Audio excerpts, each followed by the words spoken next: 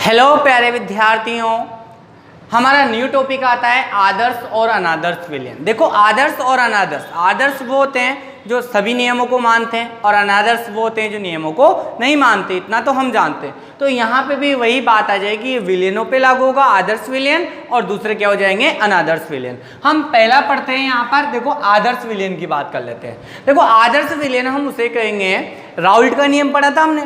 Raoult का नियम कहता था कि किसी भी विलयन में, कोई भी विलयन है, आपको पता है विलयन विलेय प्लस विलायक दो घटकों से मिलकर बना होता है, दोनों मिलकर क्या बना लेते हैं विलयन। तो किसी भी विलयन में प्रत्येक अवयव का वाष्प दाब, प्रत्येक घटक या प्रत्येक अवयव का वाष्प दाब उसके मोलेंस के समानुपाती होता है। यही राउल्ट का नियम था। किसी भी विलयन में प्रत्येक अवयव, चाहे विलेय हो, विलायक हो या विलयन हो, उसका प्रत्येक अवयव का वाष्प दाब उसके मोलेंस के समानुपाती होता है। यही राउल्ट का नियम था।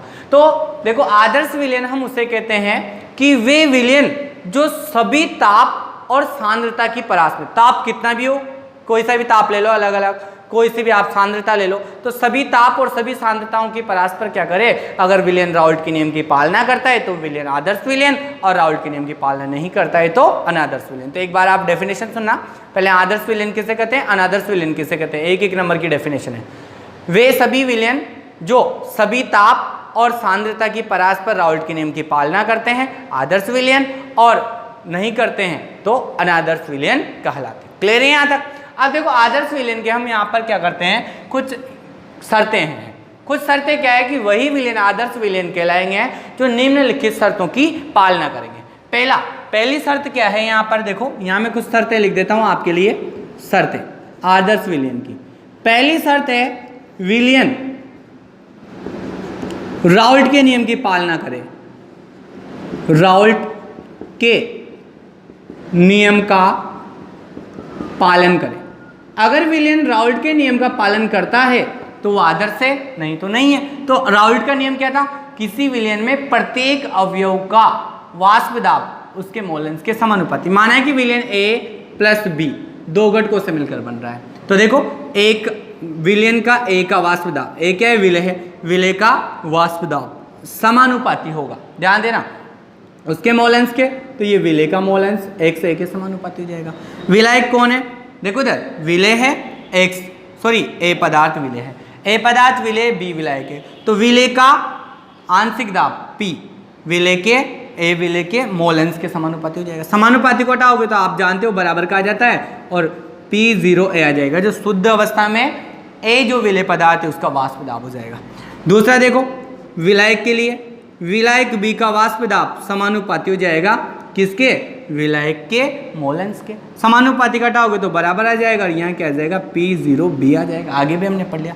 विलयन की अपन कुल बात करें तो P कुल इज इक्वल टू, किसी भी विलयन का कुल वाष्प दाब कितना हो जाएगा, विलेय और विलायक के वाष्प दाब का योग, तो PA प्लस PB दोनों को जोड़ देंगे अपन तो क्या हो जाएगा, P0A XA plus P0B XB दोनों के बराबर हो जाएगा। तो अगर इनकी पालना करता है विलयन तो वो क्या है, यहाँ पर राउल्ट के नियम की पालना करता है तो आदर्श विलयन। यानी कि प्रत्येक घटक का किसी विलयन में उपस्थित प्रत्येक घटक, चाहे विलेय हो, विलायक हो या कुल विलयन हो, प्रत्येक घटक का आंशिक दाब उसके मोलेंस के समानुपाती होता है। तो ये मोलेंस x के समानुपाती कर देंगे और समानुपाती कटाएंगे तो P0 नियतांक आ जाएगा, शुद्ध अवस्था में उस पदार्थ का वाष्प दाब हो गया।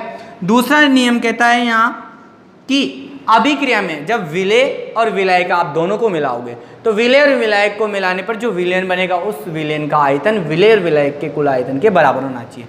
जैसे विलेय का आयतन 4 है, माना कि विलायक का कितना है 5 है, तो दोनों का टोटल आयतन कितना हो गया 9। तो यहाँ पर विलयन का भी आयतन कितना होना चाहिए 9। यानी कि डेल V मिश्रण, यानी कि मिश्रण में आयतन परिवर्तन कितना होना चाहिए 0। यानी कि विलेय और विलायक को मिलाने पर उनका जितना कुल आयतन होता है विलयन का भी आयतन उतना ही रहना चाहिए, ना तो अधिक होना चाहिए ना कम होना चाहिए। यानी कि डेल V मिश्रण, यानी कि मिश्रण का या विलयन का आयतन परिवर्तन कितना हो 0 हो। तो दूसरी शर्त होती है कि डेल V मिश्रण का आयतन परिवर्तन क्या होना चाहिए हमारे पास 0। तो विलयन क्या है यहाँ पर आदर्श है। तीसरा आता है एंथैल्पी परिवर्तन, डेल H मिश्रण। डेल एच मिश्रण एंथैल्पी परिवर्तन यानी कि अभिक्रिया के दौरान न तो ऊष्मा का उत्सर्जन होता हो न ऊष्मा का अवशोषण होता हो, यानी कि जब क्रिया दोनों आपस में क्रिया करके जब विलयन बनाए तो ऊष्मा का न तो अवशोषण हो न ही उत्सर्जन हो, यानी कि डेल एच मिश्रण की एंथैल्पी परिवर्तन क्या रहे, 0 रहे, तभी विलयन क्या कहलाएगा, यहाँ पर हमारे पास आदर्श विलयन के नाम से जाना जाता है। क्लियर हो गया यहाँ तक। इसके अलावा देखो एक लास्ट पॉइंट आता है इसका कि विलेय फोर्थ, देखो ससंजन बल ए और बी दो है, विलेय और विलायक दोनों आपस में मिलेंगे तो आकर्षण लगेगा, तभी तो वो विलयन में बनेंगे, एक दूसरे में घुले होंगे मिलेंगे। तो यहाँ पर आता है ए और ए पदार्थ विलेय है तो ये तो विलेय के मध्य जो ससंजन बल है ये बंद बना दिया, प्लस बी क्या हो जाएगा, विलायक है तो विलायक के मध्य का ससंजक बल, दोनों का जो योग है वो क्या बनेगा, विलयन। आपके पास ए बी तो बनेगा 2AB, तो इस विलयन के मध्य लगने वाले ससंजन बल के बराबर होना चाहिए, तो विलयन क्या है, राउल्ट के नियम की पालना करेगा और साथ ही क्या होगा, आदर्श होगा। अब ध्यान देना आपको, मैं वापस बता देता हूँ आपको। देखो आदर्श और अनादर्श कुछ नहीं करना है आपको, इतना सा समझना है। आदर्श जिसमें आपका सारा हो जाएगा, आदर्श विलयन वे विलयन जो सभी ताप और सांद्रता की परास्पर राउल्ट के नियम की पालना करते हैं क्या कहलाते हैं, आदर्श विलयन कहलाते हैं। और जो सभी ताप और सांद्रता की परास्पर राउल्ट के नियम की पालना नहीं करते हैं क्या कहलाएंगे, अनादर्श विलयन कहलाते हैं। क्लियर है यहाँ तक। अब देखो एग्जाम्पल तो आप खुद भी याद रख सकते हो, जैसे आदर्श विलयन के मैंने एग्जाम्पल लिखे हैं। एन हेक्सेन, इनका मतलब नॉर्मल सीधी चेन वाला, हेक्सेन मतलब 6 कार्बन वाला एल्केन हो गया। एन हेप्टेन 7 वाला हो गया, तो ये एल्केन के उदाहरण। एल्कोहल में जिसमें OH रहता है तो मेथेनॉल प्लस एथेनॉल का भी विलयन क्या होगा, आदर्श। 1 क्लोरोब्यूटेन 1 ब्रोमोब्यूटेन एल्किल हाइड है, RX आ गया ना, हेलोजन और कार्बन, तो ये क्या है, एल्किल हाइड है। हाँ, एरोमेटिक हाइड्रोकार्बन, एरोमेटिक जिसमें बेंजीन हो तो बेंजीन प्लस टोलुइन दोनों का मिश्रण भी क्या होगा, आदर्श विलयन होगा। CCl4 और SiCl4 का विलयन भी आदर्श विलयन होगा। तो आदर्श विलयन के एग्जाम्पल्स तो आपको ही याद रखने हैं, ठीक है। अब देखो आदर्श विलयन A और B, माना कि कोई विलयन है जो A और B दो अवयव से मिलकर बना हुआ है, तो A और B अवयव से मिलकर बना विलयन आदर्श विलयन तभी कहलाएगा जब वो निम्नलिखित शर्तों की पालना करेगा। पहली शर्त, विलयन राउल्ट के नियम की पालना करना चाहिए तभी वो आदर्श होगा। तो राउल्ट का नियम कहता है कि किसी भी विलयन में प्रत्येक घटक का वाष्प दाब या आंशिक दाब क्या होता है, इसके मोलन्स के समानुपाती होता है। तो देखो A का वाष्प दाब क्या हो जाएगा, समानुपाती हो जाएगा A के मोलन्स के, समानुपाती घटाओगे तो P0A नियतांक आ जाएगा यहाँ पे। शुद्ध अवस्था में A का वाष्प दाब कहलाएगा। ऐसे B का वाष्प दाब इसके B के क्या हो जाएगा, मोलन्स के समानुपाती। विलयन का कुल वाष्प दाब दोनों को के बाद जोड़ दो आप तो कुल आ जाएगा। यानी कि अगर ऐसा होता है तो क्या है, यहाँ पर राउल्ट के नियम की पालना कर रहा है, आदर्श है। अभिक्रिया में डेल V मिश्रण का यहाँ पर आयतन परिवर्तन कितना होना चाहिए, 0। यानी कि विलेय और विलायक के जितने आयतन आप ले रहे हो बनने वाले विलयन के भी उतने ही आयतन होने चाहिए, दोनों के योग के बराबर होना चाहिए। यानी कि आयतन परिवर्तन 0 होना चाहिए, ना तो आयतन बढ़ना चाहिए न घटना चाहिए, तो क्या हो जाएगा, विलयन आदर्श विलयन कहलाएगा। इसके अलावा अगर एंथैल्पी परिवर्तन जब अभिक्रिया हो रही है, अभिक्रिया के दौरान न तो ऊष्मा का उत्सर्जन हो ना ही अवशोषण हो, तो वो विलयन क्या कहलाएगा, आदर्श विलयन। इसके बाद A और B से मिलकर बन रहा है तो A नाम के पदार्थ तो क्या है, विलेय है, B नाम के पदार्थ क्या है, विलायक। दोनों ने क्रिया की क्या बना लिया, बराबर 2AB बना लिया। तो विलेय के मध्य लगने वाला जो आकर्षण बल है ससंजन बल बोलते हैं, विलायक के अणुओं के मध्य लगने वाला ससंजन बल, दोनों का योग किसके बराबर होना चाहिए, परिणाम AB के मध्य लगने वाले ससंजन बल के बराबर होना चाहिए, तो आदर्श है। अब देखो आगे बढ़ते हैं हम, अनादर्श विलयन। अनादर्श समझ गए, राउल्ट के नियम की पालना नहीं करेगा, ताप और सांद्रता की सभी परासों पर अनादर्श हो जाएगा। तो अब यहाँ क्या चेंज करने वाले हैं अपन, देखो कुछ चेंज नहीं करने वाले, वही चीजें। पहली चीज वो क्या कह रहा था कि PA विलेय का आंशिक दाब उसके मोलन्स XA के समानुपाती होता है, समानुपाती होता है, समानुपाती घटाओगे तो क्या आ जाएगा, बराबर का, और यहाँ क्या आ जाएगा, P0 ये होता है। फिर PB ऐसे हो जाएगा अपने पास P0B XB। फिर थर्ड P कुल हमारे पास क्या आ जाएगा, P कुल आ जाएगा हमारे पास P0A XA प्लस, दोनों को जोड़ दो PA प्लस PB को, P0B XB। अब देखो वो कहता है कि राउल्ट के नियम की पालना नहीं करता, तो PA विलेय का मोलन, विलेय का आंशिक दाब उसके मोलन्स के समानुपाती नहीं होता है, विलायक का भी नहीं होता है और विलयन का भी नहीं होगा। तो पहला तो ये शर्त हो जाएगी इसकी। तो ये कौन सी शर्त हुई, पहली शर्त। दूसरी शर्त मैंने बताया आपको, वही डेल V मिश्रण का आयतन परिवर्तन बराबर 0 नहीं होगा, यानी कि या तो मिश्रण बढ़ जाए या घट जाए। विलेय विलायक को मिलाओ तो विलेन का आयतन दोनों के आयतन की तुलना में तो बढ़ जाए या घट जाए। एंथैल्पी परिवर्तन जस्ट अपोजिट होता चला जाएगा सारा। एंथैल्पी परिवर्तन शून्य नहीं होगा, इसका मतलब क्या हुआ, यानी कि अभिक्रिया के दौरान या तो ऊष्मा का अवशोषण होगा या उत्सर्जन होगा। इन ऐसा होता है तो कौन सा विलयन, अनादर्श। एग्जाम्पल आपको याद रख सकते हो। अब देखो अनादर्श विलयन जो राउल्ट के नियम की पालना नहीं करते, वो क्या करते हैं, राउल्ट के नियम से विचलन दर्शाते हैं। विचलन मतलब पालना नहीं कर रहे, उससे अलग चल रहे हैं वो, तो विचलन दर्शाते हैं। अब दो प्रकार के विचलन दर्शाते हैं, एक तो धनात्मक विचलन और एक ऋणात्मक विचलन। धनात्मक विचलन प्रदर्शित करने वाले अनादर्श विलयन और एक ऋणात्मक विचलन प्रदर्शित करने वाले अनादर्श विलयन। दो प्रकार के हम क्या है यहाँ पर अनादर्श विलयन पढ़ने वाले हैं। तो पहला प्रकार का धनात्मक विचलन प्रदर्शित करने वाले अपन अनादर्श विलयन की बात करते हैं। धनात्मक विचलन प्रदर्शित करने वाले अनादर्श विलयन में क्या होगा, देखो ये सारी चीज वही रहेगी, इसमें तो कोई चेंजिंग नहीं होता। तो यहाँ पर क्या होगा भाई, ये जो सारा मान अपन ने लिखा है अनादर्श विलयन में राउल्ट के नियम की पालना नहीं होती है। देखो पहली चीज कहेंगे अनादर्श विलयन में चाहे धनात्मक हो या ऋणात्मक हो राउल्ट के नियम की पालना नहीं होती है। तो पहली शर्त तो ये आ जाएगी, राउल्ट के नियम की पालना नहीं होगी, ये नहीं होगी। तो हो गया। अब देखो आगे आप अगर बात करो कि धनात्मक विचलन प्रदर्शित करने वाले जितने भी विलयन रहेंगे उनमें यहाँ पर अनादर्श विलयन में क्या होगा, अभिक्रिया के दौरान या तो ऊष्मा का अवशोषण होगा या उत्सर्जन होगा। यही है एंथैल्पी परिवर्तन, आयतन या तो बढ़ेगा या घटेगा, यही है। अब यहाँ विचलन दर्शाएगा, यहाँ पर क्या है, बराबर नहीं होगा, नहीं होगा तो अधिक होगा या कम होगा। तो देखो सबसे पहले अपन बात करते हैं धनात्मक। धनात्मक का मतलब पॉजिटिव। तो सबसे पहले तो देखो हम एक ग्राफ बनाते हैं। ये ग्राफ मैंने आपको पहले भी बनाना बता दिया है राउल्ट के नियम में। यहाँ P0 है शुद्ध अवस्था में A अवयव का वाष्प दाब, शुद्ध अवस्था में B अवयव का वाष्प दाब, ये मोलंस X। मोलंस और वाष्प दाब के मध्य ग्राफ बना रहे हैं। यहाँ पे आप चाहो तो लिख सकते हो वाष्प दाब ऊपर की ओर क्या है, बढ़ रहा है और नीचे की ओर घट रहा है। इस ग्राफ को सबसे पहले तो आप ऐसे बनाओगे, नहीं एक को कम दूसरे को ऊपर, क्योंकि विलायक का ज़्यादा रहता है शुद्ध अवस्था में और विलेय का कम रहता है। इसको इस कोने से मिला दोगे, इसको इस कोने से डैश डैश से मिला दोगे, ये तो विलेय के लिए हो गया और ये विलायक के लिए हो जाएगा। और जो तीसरा ये है, ये दोनों को मिला दो, विलेय प्लस विलायक, ये किसके लिए हो जाएगा, विलयन के लिए। ये आपका एक ग्राफ आपको कॉमन याद रखना है। अब इसको भरने का तरीका देखो, XA विलेय का मोलेंस, विलेय के लिए यही है तो विलेय का मोलेंस 1 और XB विलायक का मोलेंस 0। ये विलायक के लिए है तो यहाँ XA विलेय का मोलेंस 0 और XB विलायक का मोलेंस 1। ये भी आपको लिखना सीखना है, ये फिक्स है। अब देखो क्या करना है, यहाँ पर आदर्श विलयन तो वो होते हैं जो क्या हो गए, आदर्श तो आदर्श स्थिति अगर होती तो क्या हो जाता, विलेय का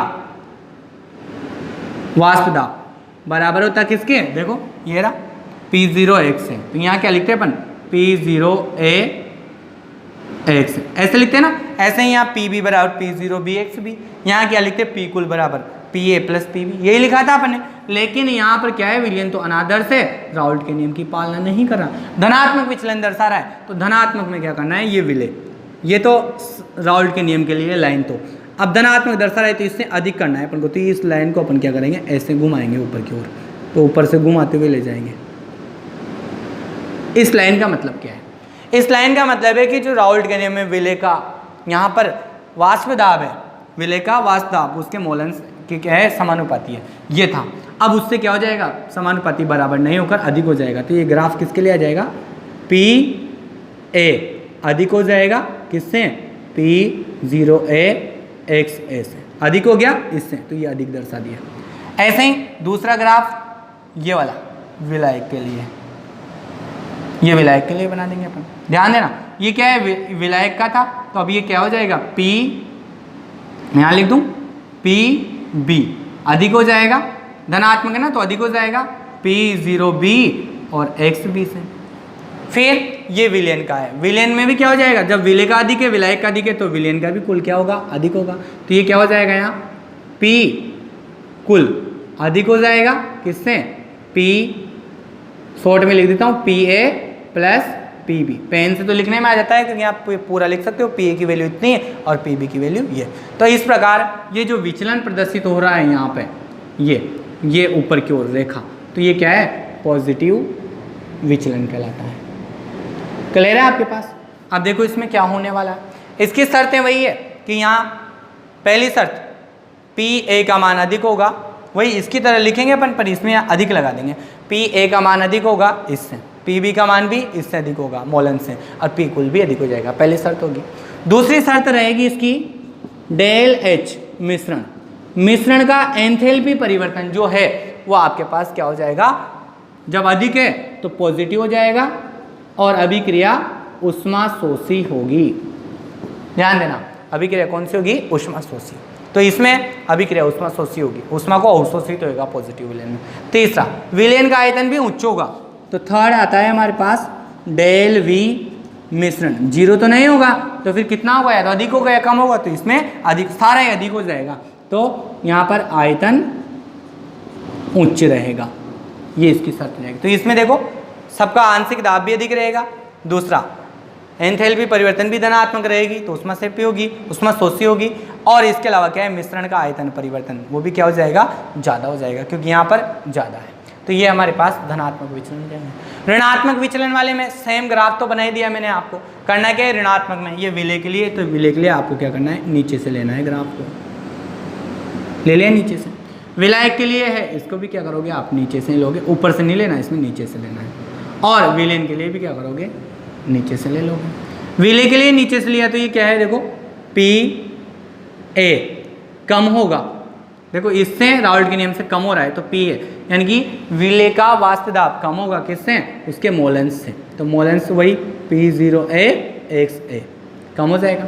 ऐसे विलायक का भी कम हो जाएगा, PB कम होगा P0B XB से, तो विलयन का भी कुल कम हो जाएगा, तो P कुल कम होगा PA प्लस PB से। ये जो विचलन है, इसी विचलन को क्या बोलते हैं, नेगेटिव विचलन के नाम से जानते हैं। क्लियर है दोनों। अब देखो कुछ नहीं करना अपन को, बस ग्राफ याद रखना था, एक याद रखना है भाई, और कुछ नहीं है। अब इसमें क्या हो जाएगा, इसमें जस्ट इसका अपोजिट हो जाएगा। पहली चीज ये आएगा आपके पास, सबका मान PA का मान कम होगा, PB का कम होगा, P कुल का कम होगा। दूसरा, डेल H मिश्रण के एंथैल्पी परिवर्तन, जीरो तो नहीं होगी, तो या तो अधिक होगी या कम होगी, इसमें तो अधिक कर ही दी अपन ने पॉजिटिव, तो इसमें क्या करोगे, नेगेटिव। और पॉजिटिव में ऊष्माशोषी था, तो इसमें क्या आ जाएगा, ऊष्माक्षेपी होगी। दूसरा क्या आ जाएगा यहाँ पर आपके पास, एंथैल्पी परिवर्तन तो हो गया, तो आयतन परिवर्तन देख लो, डेल V मिश्रण का आयतन परिवर्तन। तो यहाँ क्या हुआ था, अधिक था सारा, तो यहाँ क्या हो जाएगा, कम हो जाएगा।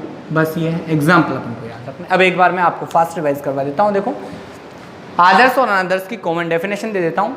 वे विलयन जो ताप और सांद्रता की सभी परस्पर राउल्ट के नियम की पालना करते हैं आदर्श, और नहीं करते हैं तो अनादर्श। क्लियर है यहाँ तक। अब देखो आदर्श के एग्जाम्पल आपको याद रखना ही है। आदर्श विलयन वो कहलाएंगे जो निम्नलिखित शर्तों की पालना करें। शर्त क्या है, पहली राउल्ट के नियम की पालना करना चाहिए विलयन, यानी कि किसी भी विलयन में उपस्थित प्रत्येक अवयव, चाहे विलय हो या विलायक हो या विलयन हो, प्रत्येक अवयव का आंशिक दाब उसके मोलेंस के समानुपाती होता है। समानुपाती का हटा रखा है मैंने यहाँ, तो बराबर का कर दिया, क्या कर दिया, P0 नियतांक आ जाएगा, तो उसके अगर समानुपाती होता है या बराबर होता है ऐसे, तो क्या हो जाएगा, राउल्ट के नियम की पालना करते हैं। दूसरा, मिश्रण में अभिक्रिया के दौरान विलय और विलायक का आयतन जो मिलकर बनेगा, तो विलयन का आयतन दोनों के बराबर होना चाहिए, यानी कि विलय और विलायक का कुल आयतन और विलयन का आयतन बराबर होना चाहिए। अभिक्रिया के दौरान आयतन परिवर्तन शून्य होता है तो आदर्श से, नहीं होता है तो अनादर्श से। अभिक्रिया के दौरान ऊष्मा का न तो अवशोषण हो न उत्सर्जन हो, यानी कि एंथैल्पी परिवर्तन शून्य हो तो आदर्श से, नहीं तो अनादर्श से। विलय और विलायक के मध्य अणुओं के मध्य लगने वाला जो संसंजन बल है, इनके मध्य विलयन के मध्य लगने वाले संसंजन बल के बराबर हो अगर परिमाण में, तो आदर्श से, नहीं है तो यहाँ भी काट देंगे, तो क्या हो जाएगा, अनादर्श से। मैं डिटेल से बता दिया मैंने आपको दोनों कंपैरिजन में। अब देखो अनादर्श विलयन क्या होते हैं, यहाँ पर जो पालना नहीं करते हैं, तो देखो ये पालना नहीं कर रहे, हो गया, एंथैल्पी परिवर्तन भी शून्य नहीं है, आयतन परिवर्तन भी शून्य नहीं है, तो अनादर्श हो गया। अनादर्श दो प्रकार के होते हैं, पॉजिटिव दर्शाने वाले विचलन और नेगेटिव विचलन दर्शाने वाले। पॉजिटिव वाले में वो ग्राफ खींच के अपन ऊपर से ले देंगे, और नेगेटिव वाले में क्या कर देंगे, अपन नीचे से ले देंगे सारे को, बस इतना सही। तो इस प्रकार से हमारा आदर्श और अनादर्श विलयन खत्म हो जाता है। इसके बाद हमारा न्यू टॉपिक है स्थिर क्वाथी मिश्रण, जिसे हम कल पढ़ने वाले हैं, और कल आपका ये चैप्टर्स भी कंप्लीट हो जाएगा। उससे पहले आप इस चैप्टर्स में जो इसके नेक्स्ट टॉपिक पढ़ेंगे अपन, तो उसके पीछे एक दो न्यूमेरिकल्स दे रखे हैं, उनको करिए, नहीं आए तो आप कॉल कर देना, ताकि मैं साथ के साथ जब आपको पढ़ाऊँ तो उसके साथ ही उनको भी सॉल्व करवा दूँ। Thanks for watching.